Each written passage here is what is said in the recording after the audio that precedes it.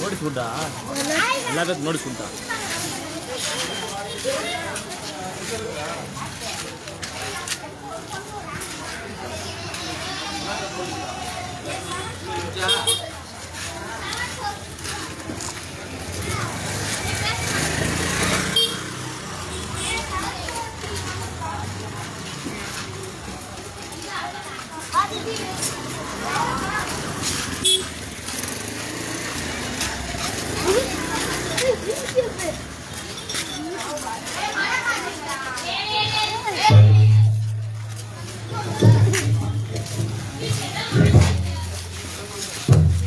Start பண்ணல லைவ்ல தான் இருக்கு லைவ் பண்ணிட்டாரு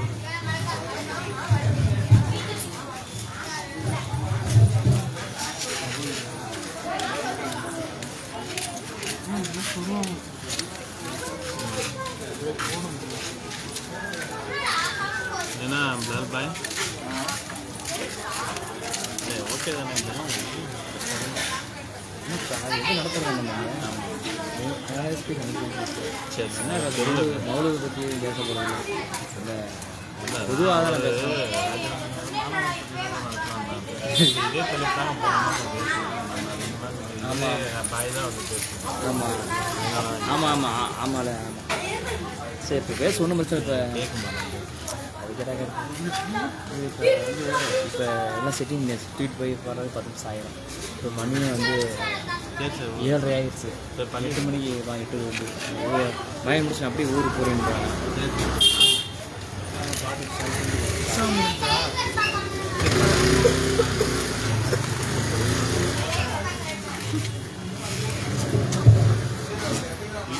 அஸ்ஸலாமு அலைக்கும் வரஹ்மத்துல்லாஹி வபரகாத்துஹு. கண்ணியத்திற்கும் பெருமதிப்பிற்குரிய எல்லாம் அல்ல அல்லாஹ்வின் நல்லடியார்களே, சகோதரர்களே, சகோதரிகளே, தாய்மார்களே, பெரியவர்களே, இப்பொழுது நம்முடைய பகுதியில் மார்க்க விளக்க திருமணி பிரச்சாரம் இன்னும் சற்று நேரத்தில் நடைபெற உள்ளது. நம்முடைய பகுதியில் இதே போன்று திருமணி பிரச்சாரங்கள், சிறப்பு பயான்கள் அவ்வப்போது நடப்பது வழக்கம். இந்த முறை இப்பொழுது நம்முடைய பகுதியில் நமக்கு வீட்டுக்கு அருகாமையில் அல்லாஹை பற்றியும் அல்லாஹ்வுடைய தூதர் ரசூலுல்லாஹி ஸல்லல்லாஹு அலைஹி வஸல்லம் அவர்கள் பற்றி மார்க்க விளக்க திருமணி சொற்பொழிவு நிகழ்ச்சி நடைபெற உள்ளது. எனவே ஆங்காங்கே நின்று கொண்டிருக்கும் சகோதரர்கள், சகோதரிகள், தாய்மார்கள் இன்னும் வீடுகளில் இருந்து கொண்டு, தங்கள் இருப்பிடத்தில் இருந்து கொண்டு இந்த மார்க்க விளக்க திருமணி பிரச்சாரத்தை சிறிது நேரம் நம்முடைய நேரத்தை ஒதுக்கிவிட்டு இந்த மார்க்க விளக்க திருமணி பிரச்சார சிறப்பு பயான் நிகழ்ச்சியை கேட்டு பயன்பெறுமாறு அன்போடு கேட்டுக்கொள்கின்றோம். இந்த திருமணி பிரச்சார சிறப்பு பயான் நிகழ்ச்சியை நடத்தி தருவதற்காக அன்பு சகோதரர் இஸ்மாயில் அவர்கள் சிறப்பு பயான் நிகழ்ச்சியை தொடங்கி வைப்பார்கள், ஆரம்பிப்பார்கள். அவர்களை அன்போடு அழைக்கின்றோம்.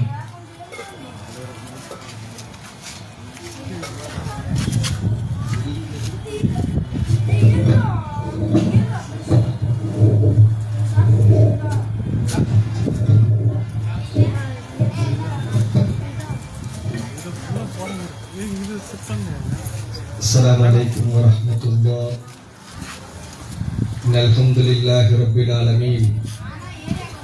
اللهم صل على محمد وعلى آل محمد كما صليت على إبراهيم وعلى آل إبراهيم إنك حميد مجيد. اللهم بارك على محمد وعلى آل محمد كما باركت على إبراهيم وعلى آل إبراهيم إنك حميد مجيد. أعوذ بالله من الشيطان الرجيم. بسم الله الرحمن الرحيم. نحن قدرنا بينكم الموت وما نحن بمسبوقين. أطيعوا الله وأطيعوا الرسول. ஏகநாயன் அல்லாஹுவை போற்றி புகழ்ந்தவனாக சலாமும் செலவாத்தும் நம் உயிரிலும் மேலாக மதிக்கக்கூடிய நபிகள் நாயகம் ஸல்லல்லாஹு அலைஹி வஸல்லம் அருள் உண்டாகட்டும் என்று பிரார்த்தித்தவனாக அல்லாஹ்வுடைய மாபெரும் கருணையின் அடிப்படையில் இன்றைய நாளில் குறிப்பாக மஸ்ரிபுடைய தொழுகையை நிறைவேற்றிவிட்டு அல்லாஹ்வுடைய மார்க்கத்தை கேட்க வேண்டும், இங்கு இருக்கக்கூடிய மக்களுக்கு ஞாபகமூட்ட வேண்டும் என்ற அடிப்படையில் இந்த பகுதியை தேர்வு செய்து வழக்கம் போல நிறைய நாட்களில் இந்த இடங்களில் இது போன்ற உபதேசங்கள் நிறைவேற்றப்பட்டிருந்தாலும் மீண்டும் ஒரு முறை இங்கு இருக்கக்கூடிய மக்களுக்கு அச்சமூட்டி எச்சரிக்கை செய்ய வேண்டும் என்ற அடிப்படையில் இந்த பகுதியை தேர்வு செய்திருக்கிறோம். ஆகவே இங்கே வாழ்ந்து கொண்டிருக்கக்கூடிய சகோதர சகோதரிகள், பெரியோர்கள், தாய்மார்கள், இளைஞர்கள், இல்லங்களில் உங்கள் கையில் தொலைபேசிகளை நீங்கள் தடவிக்கொண்டிருந்தீர்கள் என்று சொன்னால், அல்லது டிவியை தொலைக்காட்சிகளை பார்த்து கொண்டிருக்கிறீர்கள் என்று சொன்னால், அவை அனைத்தையும் சிறிது நேரத்திற்கு அல்லாஹ்வுக்காக, நம்மை படைத்த ரப்புல் ஆலமீன் அல்லாஹ்வுக்காக சிறிது நேரம் ஒதுக்கி வைத்துவிட்டு இங்கே பேசப்படுகின்ற, இங்கே சொல்லப்படுகின்ற செய்திகளை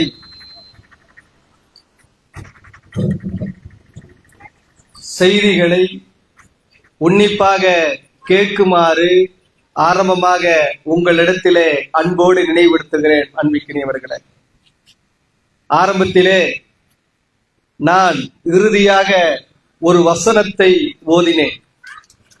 அந்த வசனத்துடைய சாரம்சத்தை நினைவுறுத்திவிட்டு, அல்லாஹ் ரப்புல் ஆலமீன் நம்மை எதற்காக படைத்திருக்கிறார், என்ன காரணத்திற்காக படைத்திருக்கிறார், நம்மளுடைய படைப்பு எதை நோக்கி இருந்து கொண்டிருக்கிறது என்பதை ஒரு கணம் சிந்தித்து பார்க்க கடமைப்பட்டிருக்கிறோம்.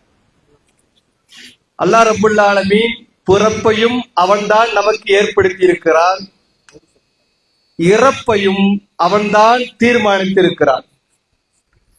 பிறப்பை பொறுத்தவரை 8 மாத காலம் அல்லது 9 மாத காலம் அல்லது 10 மாத காலம் என்று நாம் தீர்மானித்து விடலாம்.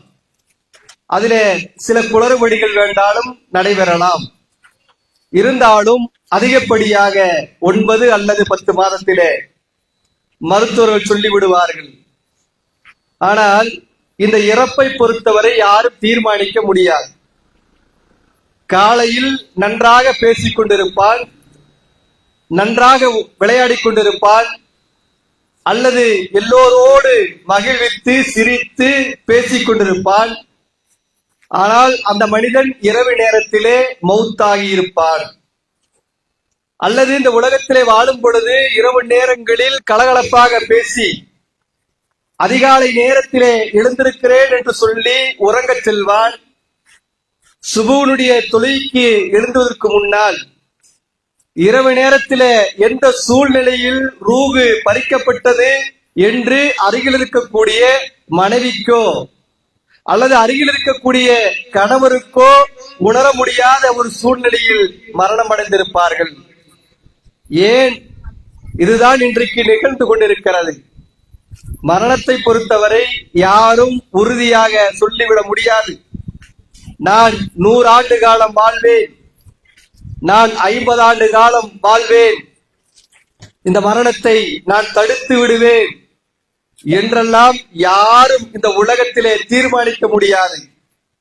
ஆனால் இந்த உலகத்திலே நிறைய மனிதர்கள் நாளை என்ன நடக்கும், அடுத்த நாள் என்ன நடக்கும் என்று அல்லாஹ்வுக்கு மட்டும்தான் தெரியும். ஆனால் மூட பழக்க வழக்கங்களில் அறியாதவர்கள் இன்று அதை நாடி போய்க் கொண்டிருக்கக்கூடிய ஒரு அவல நிலையை நம்மால் காண முடிகிறது. அல்லாஹ் ரப்புல் ஆலமீன் தன்னுடைய திருமறை குர்ஆனிலே சொல்லும் பொழுது, நஹனு கத்தர்னா பைனக்குமுல் மௌத், நாம் தான் இந்த மரணத்தை ஏற்படுத்தி இருக்கிறோம் என்று அல்லாஹ் சொல்லுகிறான். யாருங்க சொல்றது? அல்லாஹ் சொல்லுகிறான். அல்லாஹ் தன்னுடைய திருமறை குர்ஆனிலே அன்றாடம் நாம் ஓதுகிறோமே, அந்த ஓதக்கூடிய திருமறை குர்ஆனிலே ரப்புல் ஆலமீன் சொல்லுகிறான், நாம் தான் இந்த மவுத்தை மரணத்தை ஏற்படுத்தி இருக்கிறோம். இதை யாரும் மிகைத்து விட முடியாது, தடுத்து விட முடியாது என்று அல்லாஹ் சொல்லுகிறான் என்று சொன்னால், ஒரு கணம் சிந்தித்து பாருங்களேன். என்னுடைய பேச்சு முழுமைப்படுத்துவதற்கு முன்னால் எமக்கும் மரணம் வரலாம். இங்கே யாரெல்லாம் அதிகாலை எழுந்திருக்கலாம், பொருளாதாரத்தை ஈட்டலாம், நாளைக்கு இந்த இடத்துக்கு போகலாம், அடுத்த வாரம் இந்த செய்தியை இந்த நிகழ்ச்சிக்கு போகலாம் என்றெல்லாம் யாரெல்லாம் நினைத்திருக்கிறார்களோ அவர்களெல்லாம் உறுதியாக சொல்லிவிட முடியாது. இன்ஷா அல்லாஹ், அல்லாஹ் நாடினால் மட்டும்தான். காரணம் என்ன? மரணம் நம்மளுடைய பிடரிக்கு பின்னால் இருந்து கொண்டிருக்கிறது. அல்லாஹ்வுடைய கட்டளை வந்து விட்டால் மலக்குல் மௌத்துகள் நம்முடைய உயிரை கைப்பற்றுவதற்கு தயாராக இருந்து கொண்டிருக்கிறார்கள் என்பதை நாம் தெளிவாக புரிந்திருந்தும், ஏன் இந்த உலகத்தினுடைய வாழ்க்கைக்காக, இந்த உலகத்தினுடைய அலங்காரத்திற்காக, இந்த உலகம்தான் நிரந்தரம் என்று நாம் நினைத்து அதற்காக ஓடிக்கொண்டிருக்கிறோமே, ஒரு கணம் சிந்தித்து பாருங்களேன், நம்மை அல்லாஹ் எதற்காக படைத்திருக்கிறான்? அல்லாஹ் ஜல்லஷானஹு தஆலா இந்த பிரபஞ்சத்தை படைத்தது மட்டுமல்லாமல் அக்ஸனி தக்வீம் என்று சொல்லுகிறார். மனிதன் சிறந்த படைப்பு என்று சொல்லுகிறார். சிறந்த படைப்பு என்று அல்லாஹ்வே சொல்லும் பொழுது, மனித வர்க்கமாக இருக்கக்கூடிய நாம் அல்லாஹ் நமக்கு வழங்கியிருக்கக்கூடிய நிகமத்துகளை அறிந்திருந்தும் கூட நாம் அந்த அருள்கொடைகளில் இன்றைக்கு பொய்ப்பித்துக் கொண்டிருக்கிறோம் என்று சொன்னால் ஒரு கணம் சிந்தித்து பாருங்களேன். நம்முடைய படைப்பு எதை நோக்கி கொண்டிருக்கிறது? நம்முடைய லட்சியம் எதுவாக இருந்து கொண்டிருக்கிறது? இந்த துனியாவிலே நீண்ட நாள் வாழ்ந்து விட முடியுமா? இந்த துனியாவிலே நீண்ட நாள் நம்மால் வாழ்ந்து விட முடியுமா? நிச்சயமாக முடியாத அன்பிக்கினியவர்களே. மறுமை ஒன்று உண்டு, விசாரணை ஒன்று உண்டு, கேள்வி கணக்கு என்று ஒன்று உண்டு. அந்த மறுமை நாளில், அந்த விசாரணை நாளில் அல்லாஹ்வுடைய நீதிமன்றத்திலே அல்லாஹ் கேள்வி கேட்கும் பொழுது நாம் எதை முற்படுத்தி வைத்திருக்கிறோம், எதை தயார் செய்து வைத்திருக்கிறோம்? இந்த துனியாவுடைய வாழ்க்கைக்காக ஓடுகிறோம் என்று சொன்னால் அல்லாஹ் ரப்புல் ஆலமீன் நம்மை வெறுமனே விட்டு விடுவானா? இன்றைக்கு தொழுகை விஷயத்திலே பொடும்போக்கு, வியாபாரத்திலே மோசடித்தனம், பேசக்கூடிய பேச்சிலே நயவஞ்சகத்தனம், அடுத்தவர்களை குறை கூறுவது, புறம் கூறுவது, அவதூறு பரப்புவது, பெருமை, கிபுர், வஞ்சகம் என்று தீமைகள் எதுவெல்லாம் இருக்கிறதோ அது அனைத்தையும் உள்ளத்திலே ஒட்டுமொத்தமாக அடுக்கி வைத்துக் கொண்டு இந்த துனியாவிலே நாம் வாழ்ந்து கொண்டிருக்கிறோமே. நமக்கு ஒரு மரணம் வரும் என்ற பயம் இல்லாமல் வாழ்ந்து கொண்டிருக்கிறோமே. ஒருவேளை மரணம் அடைந்தால் அல்லாஹ் ரப்புல் ஆலமீன் இந்த வாழ்வை பற்றி விசாரிப்பானே என்ற சிந்தனை, விசாரணை உண்டு என்பதை அறிந்திருந்தால் நிச்சயமாக அவர்கள் இந்த உலகத்திலே வெற்றியடைந்து விடுவார்கள், ஆகரத்திலும் வெற்றியடைந்து விடுவார்கள். அண்ணலம் பெருமானார் ஸல்லல்லாஹு அலைஹி வஸல்லம் அவர்கள் சொன்னார்கள், புத்திசாலி யார்? புத்திசாலி யார்? நம்மை பொறுத்தவரை இங்க இருக்கக்கூடிய நபர்களிடத்திலே கேள்வி கேட்டோம் என்று சொன்னால், எங்க புத்திசாலி யாருங்க என்று யார்த்தையாவது கேட்ட என்ன சொல்லுவோம்? நல்லா படிச்சிருக்கிறவன், உலகத்திலே நிறைய செய்திகளை தெரிந்திருக்கக்கூடியவன், கேட்ட கேள்விகளுக்கெல்லாம் பதில் சொல்லக்கூடியவன் என்று நாம் நினைத்திருப்போம். நம்மை பொறுத்தவரை அதைத்தான் விளக்கி சொல்லுவோம்.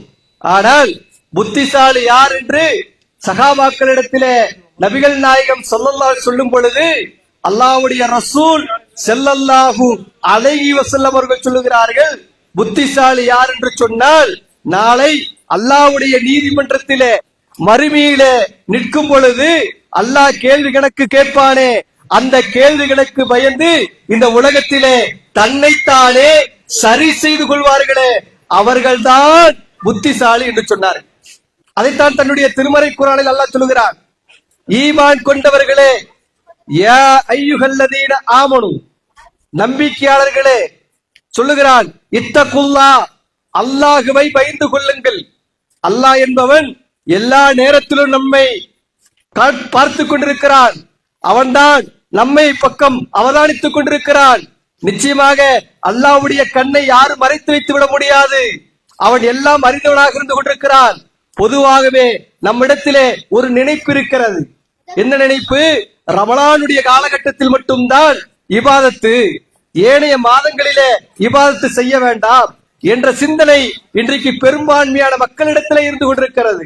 குறிப்பாக அல்லாஹ் பாதுகாத்த நிறைய பெண்களிடத்திலே இது தொற்றிக் கொண்டிருக்கிறது.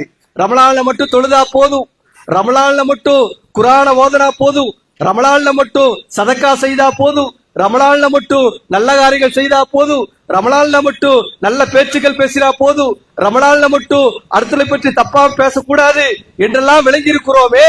இதே ரமலானுக்கு பிறகு இதையெல்லாம் செய்ய வேண்டும் என்பதற்காகத்தான் அல்லாஹ் ரப்புல் ஆலமீன் ரமலானை கடமையாக்கினான் என்று தெரிந்திருந்தும் கூட ஏனைய மாதங்களில், குறிப்பாக இன்றைய நாட்களில் நாம் தொழுதிருக்கிறோம் என்று சொன்னால் நிச்சயமாக அல்லாஹ்வை பயந்தவர்களை தவிர மிக அதிகமான நபர்கள் இந்த தொழுகை விஷயத்திலே பொடும்போக்காக இருந்து கொண்டிருக்கிறார்கள்.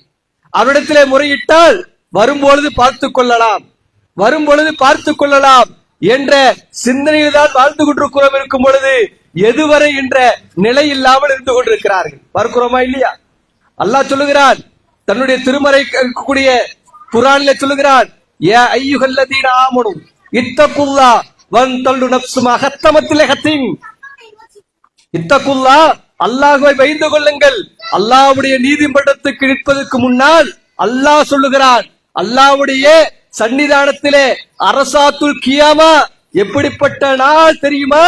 நபிகள் நாயகம் ஸல்லல்லாஹு அலைஹி வஸல்லம் சொல்கிறார்கள், ஆயிஷா அந்த கியாமத்தின் நாளுடைய அறிகுறியை பற்றி சொல்லும் பொழுது, அந்த விசாரணைய நாளை பற்றி சொல்லும் பொழுது நபிகள் நாயகம் ஸல்லல்லாஹு அலைஹி சொல்கிறார்கள், ஆயிஷா, ஒட்டுமொத்த மக்களும் மிருகங்களாகட்டும் இந்த உலகத்திலே படைக்கப்பட்ட அனைத்தையும் அல்லாஹ் ஒன்று எடுத்து விடுவான். விலங்குகளுக்கும் விசாரணை உண்டு. எந்த அளவுக்கு சொல்லுகிறார்கள்? இந்த உலகத்திலே ஒரு ஆடு திரிந்து கொண்டிருக்கிறது. மற்றொரு ஆடு வேண்டுமென அந்த ஆட்டை முட்டி இருந்தால் அந்த ஆட்டுக்கு கூட தீர்ப்பு செய்யக்கூடிய நாள் அந்த நாள் என்று நபிகள் நாயகம் ஸல்லல்லாஹு அலைஹி வஸல்லம் அவர்கள் மிருகத்துக்கு கூட சொல்லியிருக்கிறார் என்று சொன்னால், அறிவு கொடுத்திருக்கக்கூடிய, சுயமாக சிந்திக்கக்கூடிய, எல்லா வளங்களையும் அல்லாஹ் நமக்கு வழங்கியிருக்கக்கூடிய இந்த மனிதனை அல்லாஹ் வெறுமனை விட்டு விடுவானா? நம்ம நினைச்சிட்டு இருக்கிறோம், நம்ம புரிந்து வைத்திருக்கிறோம். இந்த உலகத்துல அப்படியே வாழ்ந்து, இந்த மோகத்துல வாழ்ந்து, அப்படியே நம்ம எல்லாரும் பார்க்கின்ற அளவுக்கு உச்சில வீடு கட்டி, வாகனத்துல போய், ஆவணத்துல போட்டு நிறைய வாழ்க்கை என்று நாம் நினைத்துக் கொண்டிருக்கிறோம். அல்லாஹ் நாடி பிடித்து விட்டால் தப்பிக்கவும் முடியாது, பிந்தவும் முடியாது. அல்லாஹ் சொல்லுகிறான், பிந்தவும் முடியாது, முந்தவும் முடியாது. வாய்ப்பு நமக்கு அல்லாஹ் கொடுத்திருக்கிறான், ஒரு வாய்ப்பு. அந்த வாய்ப்பு என்னது? அதுதான் சில மரணங்கள், அதுதான் சில இழப்புகள், அதுதான் சில அல்லாஹ்வுடைய கோபங்கள். பார்க்கிறோமா இல்லையா? திடீர் மரணம் பார்க்கிறோமா இல்லையா? நேற்று வரை என்னோடு பேசிக் கொண்டிருந்த என்னுடைய மகன், என்னுடைய மகள், என்னுடைய மனைவி, என்னுடைய கணவர், என்னுடைய வாப்பா, என்னுடைய உறவுகள் இன்றைக்கு இல்ல. துடிதுடிப்பாக பேசியவர்கள் இன்றைக்கு உயிரோடு இல்ல. அந்த ஜனாசாவிலே கலந்து கொண்டு கதறுகிறோம், பதறுகிறோம். ஐயகோ, மரணம் அடைந்து விட்டாரே, திடகாத்திரமாய் இருந்தாரே, எப்படி சுறுசுறுப்பா இருந்தாரு, நம்மளுடைய பார்வையில நல்லா சூட்டிப்பா இருந்தாரு, நல்லா பேசினாரு, எல்லா வேலையும் இழுத்து போட்டு செய்வாரு, இவரா மௌத்தானது நம்பவே முடியலையே. சொல்றமா இல்லையா? நம்பவே முடிய மாட்டேங்குதுங்கிறான். முடியாது, அதுதான் மௌத்து. நம்ம எதை நம்பி இருக்கிறோமோ அதுவல்ல தீர்மானிக்க கூடியவன் அல்ல. ஆனா மரணமே வரும் என்று யாரை நாம நினைச்சிருப்போம்? ஓ, இவரெல்லாம் மௌத்தா போயிருவாரு, வயசு அதிகமாயிருச்சு, நோய்வாயிருச்சு என்று நம்ம நினைச்சிருப்போம். ஆனா அந்த மனிதர் வெளியே திரிந்து கொண்டிருப்பார். வமா தத்ரி நஃப்சும் மாதா தகசுபதன். அல்லாஹ் சொல்லுகிறான், சூரத்துல் லுக்மான் அல்லாஹ் சொல்றான், 5 புலன்கள் யாருக்கு தெரியும்? நம்மை படைத்த ரப்புல் ஆலமீனுக்கு மட்டும்தான் தெரியும்.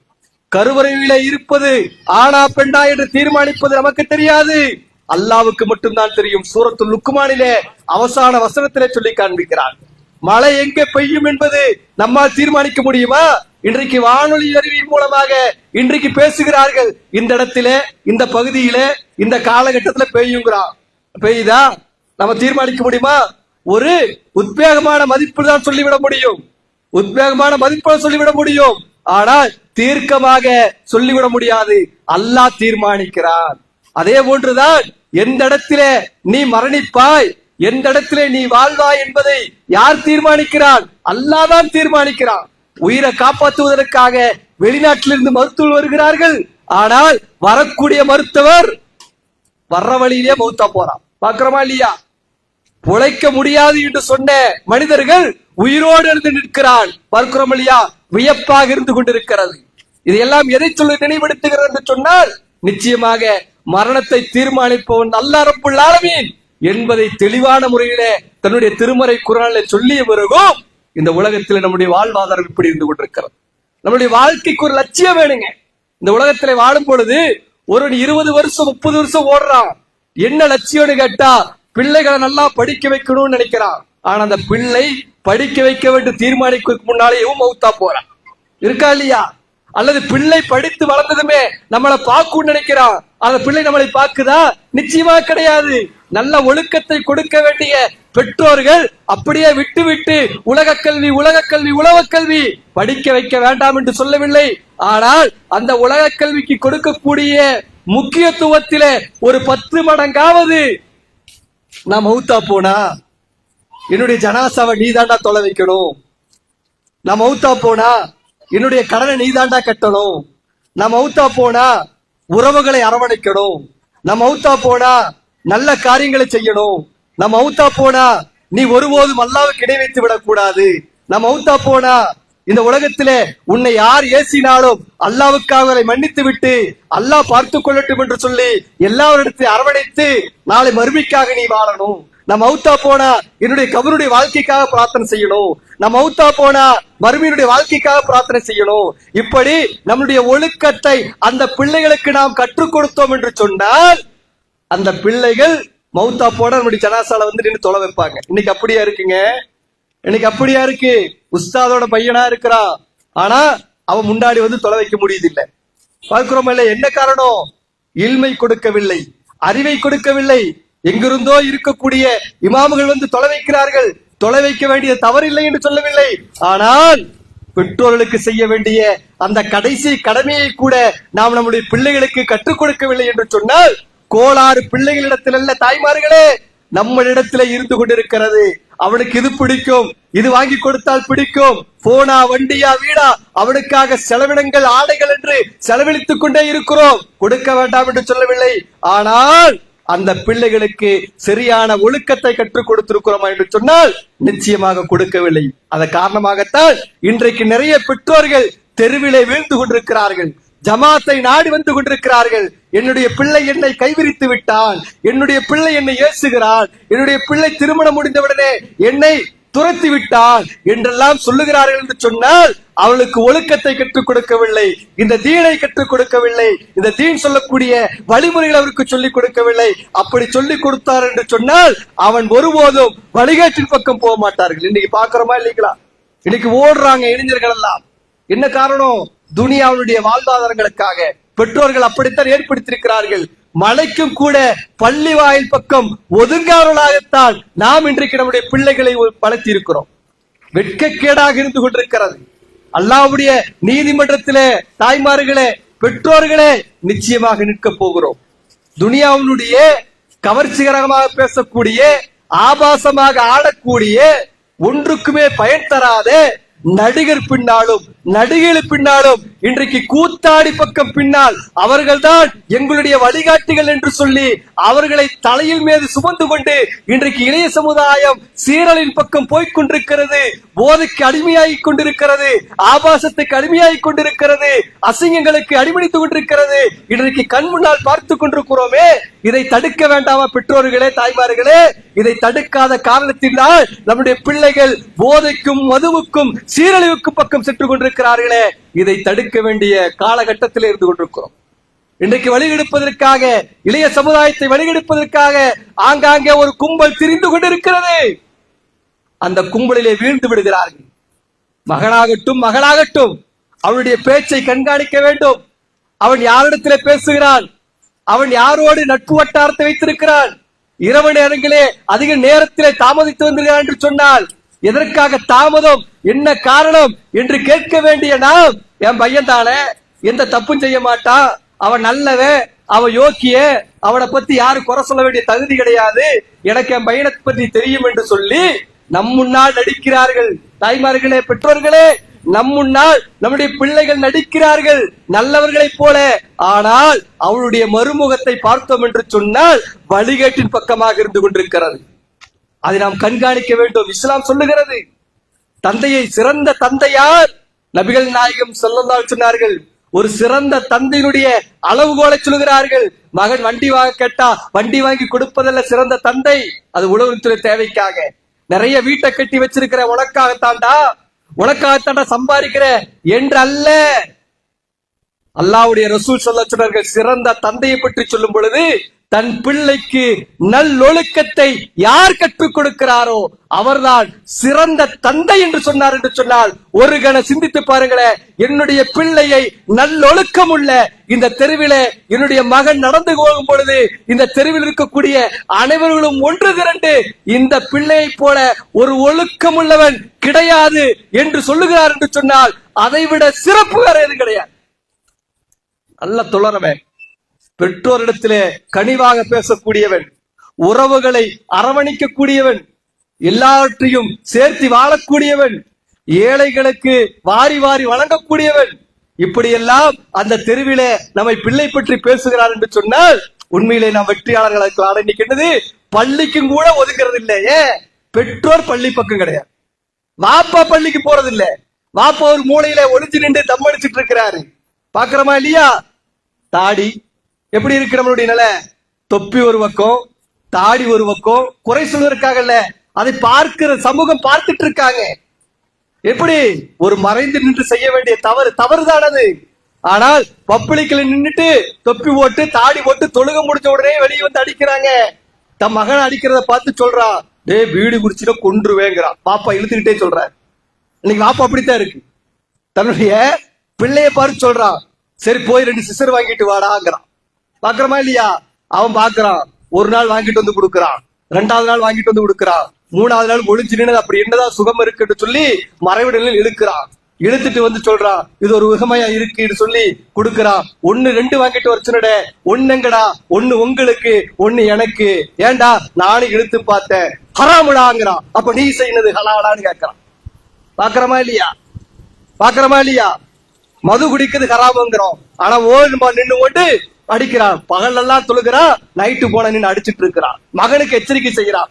பிள்ளைய பார்த்து சொல்றான், அடுத்தவர்ல பார்த்தா கண்ணை நோண்டிடுவான், இவன் தெருவில் நின்று ஊரையெல்லாம் பார்த்துட்டு இருக்கிறான். பாக்குறமா இல்லையா? நாம் எதை செய்கிறோமோ அதுதானே பிள்ளைகள் செய்யும். நான் ஒழுக்கத்தை என்னை பார்க்கணும். வீட்டுக்கு மக்களுக்கு யாரு ஹீரோ? யாருங்க ஹீரோ? நான் கேட்கறேங்க, நம்ம பிள்ளைய அப்படித்தான் வளர்த்தி வச்சிருக்கிறோம். பிள்ளைகிட்ட போய் உனக்கு யாரு ஹீரோன்னு கேளுங்கள, சத்தியமா வாப்பாவை சொல்லாரு. என் பிள்ளைகிட்ட வந்து கேட்டாலும் சத்திய வாப்பா சொல்ல, ஹீரோவா எனக்கு பிடித்தவன் யார்? ஏதோ ஒரு கூத்தாடி பேர சொல்லுவோம். அல்லைன்னா இப்ப பாக்குறோமா இல்லையா, டைம் வைக்கிறான். இன்னைக்கு ஃபுட்பாலுக்கு இங்க எல்லாம் கம்மி, கேரளாவில நம்ம இருக்கிறோம், அங்கெல்லாம் டைம் வச்சு எந்திரிக்கிறான். 3 மணிக்கு எந்திரிக்கிறான், 2 மணிக்கு எந்திரிக்கிறான், 4 மணிக்கு எந்திரிக்கிறான், விடிய விடிய முழிச்சிட்டு இருக்கிறான், ஆட்டத்தை பார்க்கறதுக்கு தயாரா இருக்கிறான். அவருடைய பேரை வரிசையா சொல்றான்.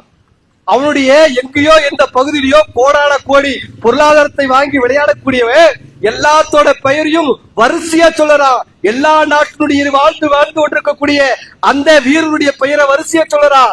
இந்த தமிழ்நாட்டை பொறுத்தவரை கிரிக்கெட்ல வாழக்கூடிய எல்லாத்துடைய பெயரை சொல்லறான். எங்க ஒரு 10 சகாபியுடைய பெயரை சொல்ல, இஸ்லாத்திற்காக இந்த மார்க்கத்திற்காக கஷ்டப்பட்ட ஒரு சகாபியுடைய பெயரை நீ உடனே சொல்ல முடியுமா?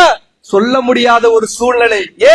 ஏதோ வீரரை பற்றி தெரிந்து வைத்திருக்கிறோம். அண்ணலம் பெருமானார் ஸல்லல்லாஹு அலைஹி வஸல்லம் அவர்கள் இந்த தீனுக்காக வாழ்ந்தாரே, இந்த மார்க்கத்தை எடுத்து சொன்னாரே, இந்த மனிதரை விட சிறந்த மனிதர் வேறு யாரும் இல்லை என்று சொல்லப்பட்டது. லக்கது கான லக்கு ஃபீ ரசூலுல்லாஹ், அல்லாஹ்வே சொல்லுகிறானே, அழகிய முன்மாதிரி என்று சொல்லுகிறமே. அண்ணலம் பெருமானார் ஸல்லல்லாஹு அலைஹி வஸல்லம் வாழ்க்கை நமக்கு தெரியுமா? அதை நம்முடைய பிள்ளைகளுக்கு எடுத்து சொல்லி இருக்கிறோமா? எப்படிப்பட்ட கஷ்டங்களுக்கு ஆளானார்கள், எப்படிப்பட்ட துன்பங்களுக்கு ஆளானார்கள் என்று நம்முடைய பிள்ளைகளுக்கு சொல்லி கொடுத்திருக்கிறோமா? அது கிடையாது. ஏதோ நடிகரை பற்றி பேசிக் கொண்டிருக்கிறோம் வீட்டுல இருந்து. பின்ன எப்படி அங்க பர்க்கத்து கிடைக்கும்? பர்க்கத்தில்லைங்கிறோம். எப்படி அங்க நன்மை கிடைக்கும்? கூத்தாடிகளையும் ஆபாசங்களாக நடக்கக்கூடிய பெண்களை பற்றியும் குடும்பத்தோடு ரசித்துக் கொண்டிருக்கிறோம் என்று சொன்னால், மலக்குகள் அந்த நேரத்திலே நம்முடைய ரூகை பிடுங்குகிறார் என்று சொன்னால் நம்முடைய நிலை எப்படி இருக்கும்? ஒரு கணம் சிந்தித்து பாருங்களேன்.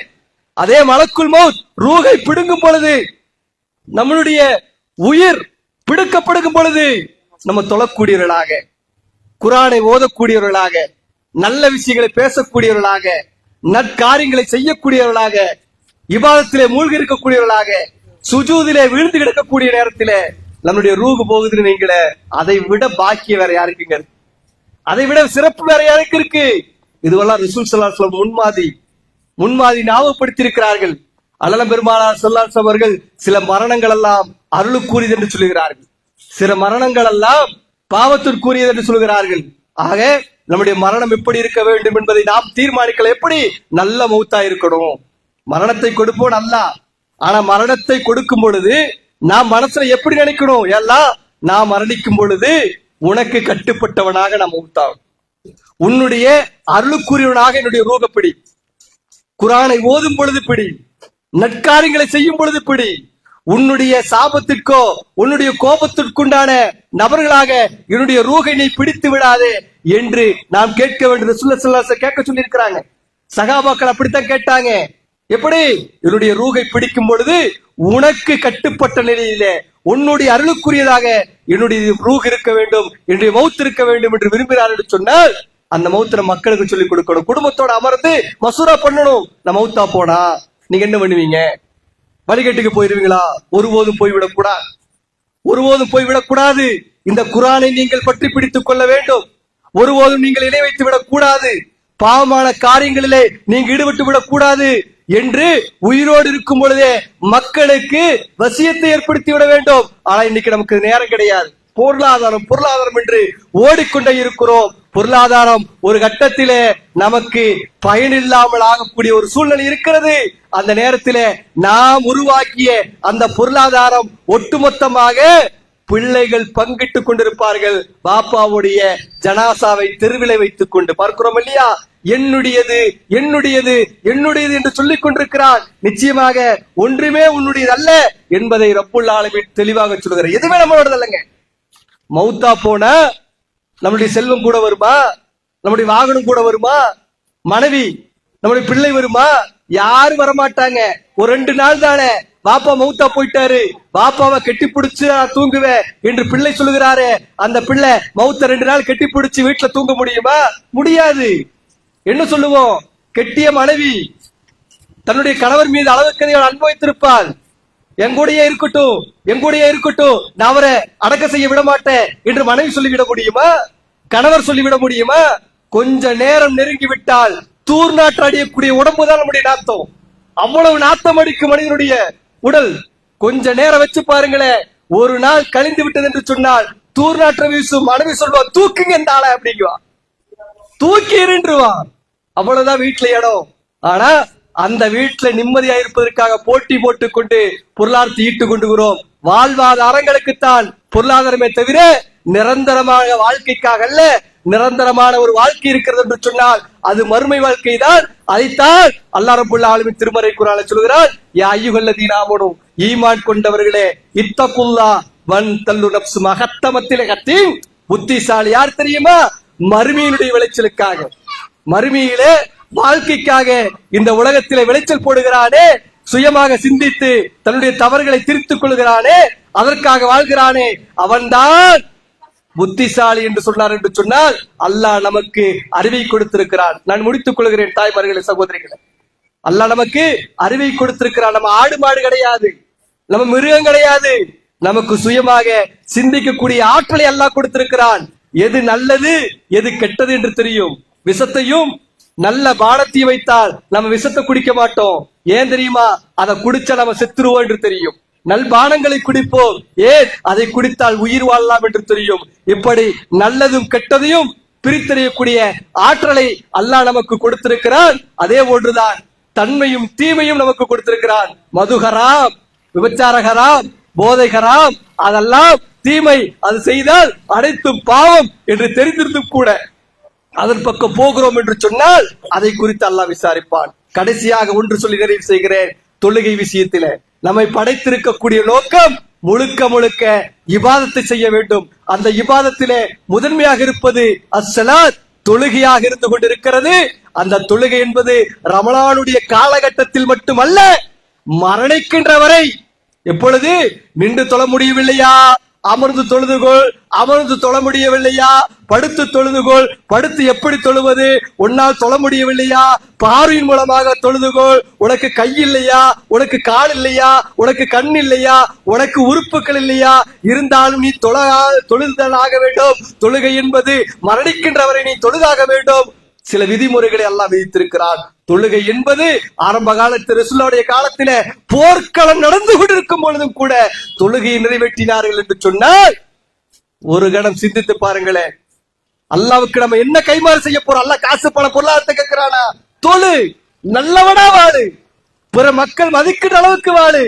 இதைத்தான் அல்லாஹ் விரும்புகிறான். ஏன் இதை நம்ம செய்வதற்கு தயாராக இல்லை, ஏன் இதை செய்வதற்கு தயாராக இல்லை என்பதை ஒரு கணம் சிந்தித்து பார்க்க வேண்டும் என்பதை இந்த நேரத்திலே உங்களுக்கும் இங்கு சூழ்ந்திருக்கக்கூடிய அனைவருக்கும் ஞாபகம் ஊட்டிவிட்டு இந்த சிற்றுரையை இத்துடன் நிறைவு செய்கிறேன். வாகுர்தான் அல்ஹம்துலில்லாஹி ரப்பில் ஆலமீன். அஸ்ஸலாமு அலைக்கும் வரஹ்மத்துல்லாஹி வபரகாத்துஹு.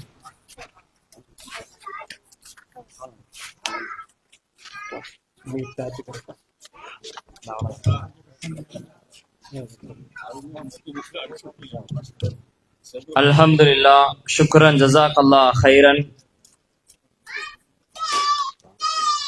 அல்லாஹ்வின் அளப்பெரும் கிருபையினால் நம்முடைய பகுதியில் அன்பு சகோதரர் இஸ்மாயில் அவர்கள் கிட்டத்தட்ட 40 நிமிடங்கள் நமக்கு முன்னால் மார்க்க சம்பந்தமான அதிகமான செய்திகளை நமக்கு சொன்னார்கள்.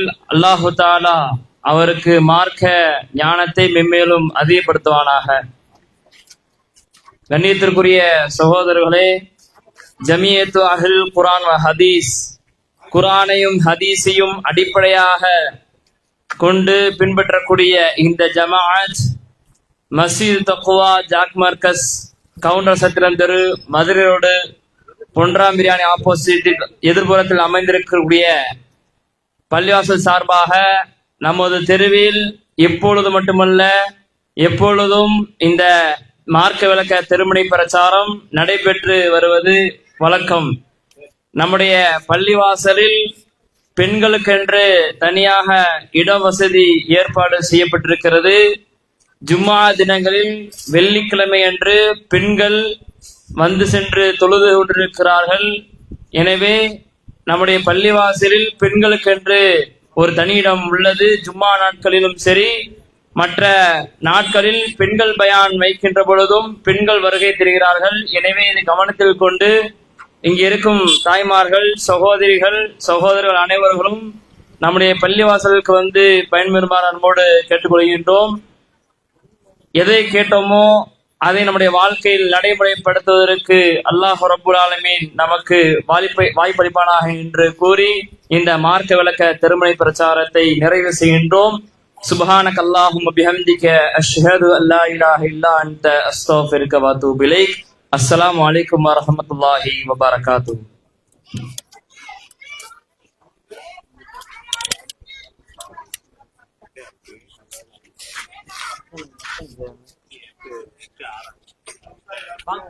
வாங்க